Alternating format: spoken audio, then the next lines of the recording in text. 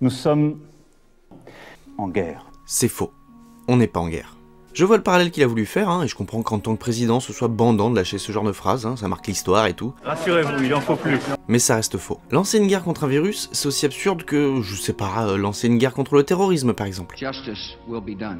Ce n'est pas quelque chose que l'on peut éradiquer comme ça, avec un peu de poudre de perlimpinpin. De perlimpinpin. De toutes les maladies infectieuses connues, la seule à avoir été éradiquée, c'est la variole. Et on a mis plusieurs siècles avant de trouver un remède. Perlimpinpin. Je veux foutre le seum à personne, Je dis juste ça parce que toutes ces restrictions qu'on accepte sans rien dire, parce que c'est censé endiguer la propagation du virus, on accepte parce qu'on se dit que ça va finir à un moment. Mais si on doit subir ça jusqu'à ce que la guerre contre le virus soit gagnée, on n'a pas fini d'en bouffer du couvre-feu. Et au final, s'entêter à se battre contre un ennemi invisible, ça amène à quoi? À une guerre éternelle pour un Reich infini? Tiens, c'est marrant, j'avais déjà entendu ça quelque part.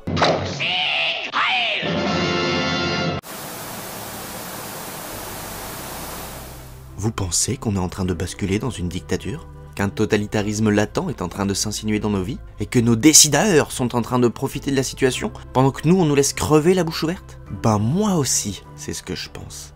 Par contre, je pense que ça n'a foutrement aucun rapport avec le Covid. Qu'on se mette d'accord, la pandémie, quelle que soit son origine, n'a pas créé les inégalités sociales, ça les a juste soulignées. Le Covid c'est un peu un exhausteur de goût pour la société, mais c'est tout. Et oui, les classes dirigeantes et les gouvernements en place profitent de cette situation pour se mettre bien et pour faire passer des lois merdiques. Mais c'est pas nouveau. Il y a toujours eu des magouilles, des casseroles, des notes de frais qui se dégonflent. C'est pas qu'elles se dégonflent, c'est qu'elles font pchit. Et puis bon, même sans ça, on est l'un des principaux pays exportateurs d'armes à feu. Il n'y a pas une guerre qui soit faite dans le monde sur ces 50 dernières années sans notre contribution.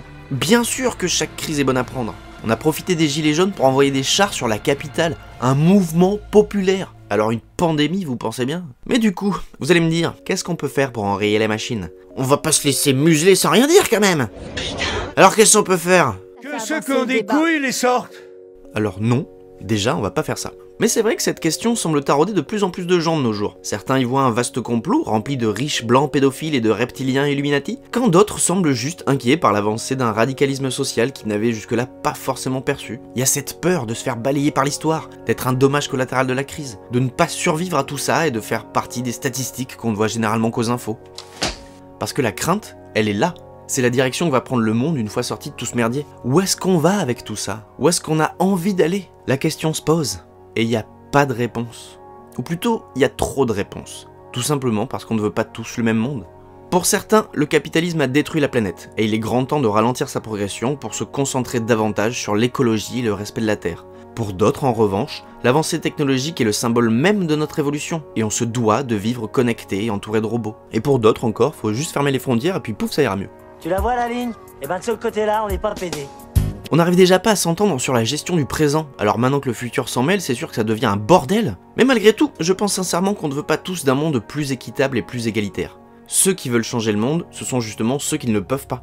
Bah oui, si ceux qui peuvent changer le monde voulaient le changer, ce serait déjà fait. Si on prend ne serait-ce que les 5 plus grosses fortunes du globe, on a largement de quoi faire disparaître la faim dans le monde. Au moins pour quelques années. Mais sans pauvres, il n'y a plus de loi du marché. Et ça, Jeff Bezos, Bernard Arnault, je pense pas que ce soit leur délire. Non.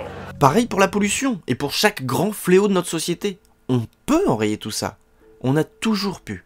Mais pour ça, faut que tout le monde ait envie de le faire. Même nous, à notre échelle, faudra accepter de moins consommer, voire même de boycotter certaines enseignes. Oui, c'est pas en attendant 4 heures dans sa bagnole pour un McDo qu'on va y arriver. Et c'est vrai que quand on voit que certains refusent le masque sous prétexte que ça gratte le nez ou que ça fait de la buée sur les lunettes, on comprend bien que les efforts personnels, c'est pas vraiment notre fort. Connard. On a vite fait de se dire que ça en vaut pas la peine, C'est bon, quoi. Et puis on est tous crevés, de toute façon, on a bossé aujourd'hui, ça va. Et même si au final on doit vivre dans une dictature, on est encore libre de s'empiffrer de gras et de sucre. On est libre de regarder des contenus sur nos écrans, tout en scrollant sur nos réseaux. C'est peut-être pas folichon, mais c'est plus que la plupart des gens sur cette terre. Après tout, elle est là, la liberté que nous envie le tiers-monde. Et c'est pas de la liberté, c'est du confort. Mais c'est vrai que quand on prend du recul, et qu'on prend le temps de réfléchir à toutes ces choses qu'on vient de voir, ben ça fait peur. Et quand on a peur, on a de grandes chances de faire n'importe quoi. Et le danger, selon moi, il est là. D'une peur mal dirigée vient forcément la méfiance. Et de cette méfiance vient la paranoïa et la colère. La peur mène à la colère mène à la haine. Cette peur fait qu'on peut facilement se refermer sur soi-même, devenir imperméable à tout ce qui ne va pas dans notre sens. On commence à chercher des explications, parce qu'en ces temps d'incertitude, on peut se sentir vulnérable. Donc on a besoin de se dire qu'on a encore un minimum de contrôle sur quelque chose. Et être convaincu d'un truc, c'est ça. C'est ça. C'est un sentiment de contrôle, c'est une force. Ça rassure.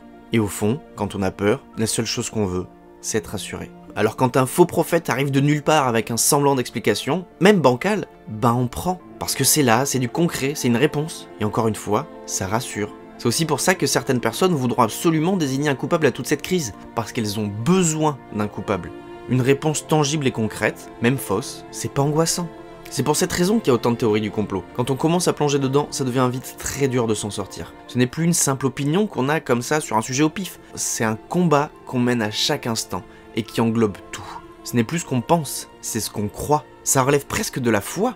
C'est une conviction profonde qui touche à votre jugement et qui altère l'entièreté de votre vision du monde, qui prend l'ascendance sur toute forme de raison, comme si on venait d'enfin se réveiller avec un œil nouveau et une compréhension différente des choses. On est passé de l'autre côté du miroir, mes amis. C'est là qu'on peut faire un parallèle sympathique, parce que c'est clairement un processus qui s'apparente à une conversion religieuse, voire même à l'adhésion d'une secte. Cette conviction profonde vous construit une nouvelle réalité, où chaque doute est vu comme une régression. Je ne suis pas le petit ver de terre, je suis l'aigle. Ça vous va? On se noie dans nos mauvaises réflexions, on ne communique plus qu'avec des gens qui vont dans notre sens. J'ai une très bonne intuition en plus. Et là, on n'est plus seul, donc on a sûrement raison. On est toute une armée de séparatistes de la réalité, et on s'enfonce de plus en plus, parce qu'on pense que c'est ça qui va nous sauver. Et à ce niveau-là, pour réussir à sortir du complotisme, oui, c'est comme de sortir d'une secte. Tout ce en quoi vous croyez s'écroule. Tout ce que vous avez construit en vous plongeant dedans. Votre combat, vos idéaux, tout ça s'effondre d'un coup. C'est déjà difficile de reconnaître qu'on ait pu se tromper par le passé, mais accepter qu'on peut se tromper là, maintenant. Cela doit demander un courage et une ténacité incroyables. Ça veut dire accepter qu'on est peut-être dans l'erreur et que c'est pas grave. Parce qu'on peut tous se tromper. Mais accepter ça, ça veut pas pour autant dire qu'on se résigne ou qu'on abandonne. Ça ne veut pas dire qu'on a perdu. Et porter un masque, ça veut pas dire qu'on est un mouton. Alors oui, c'est nul, c'est une atteinte à notre confort et on entre dans une dictature et tout ça. Mais vouloir à tout prix trouver quelqu'un à pendre sur la place publique, c'est pas de la dissidence, c'est être un villageois dans Frankenstein. Et puis on reste lucide. Oui, le gouvernement nous ment et fait n'importe quoi. On se doute que le virus ne devient pas plus virulent après le couvre-feu. Tout comme on se doute qu'on ne le chope pas davantage dans un lieu de culture que dans un lieu de culte. Mais ça ne veut pas automatiquement dire que les responsables derrière tout ça, c'est des bigots nocturnes. Je doute que le bon Dieu puisse être atteint par un virus. C'est comme pour le vaccin. Ce qui fait chier, c'est qu'il a été conçu en 2-2 et que ce sont nos parents qui servent de cobayes. Mais à aucun moment, il y a des nanotechnologies dedans pour nous contrôler via la 5G. Il n'y a pas non plus de nouvel ordre mondial qui va se mettre en place. Et les masques ne sont pas là pour tester notre soumission.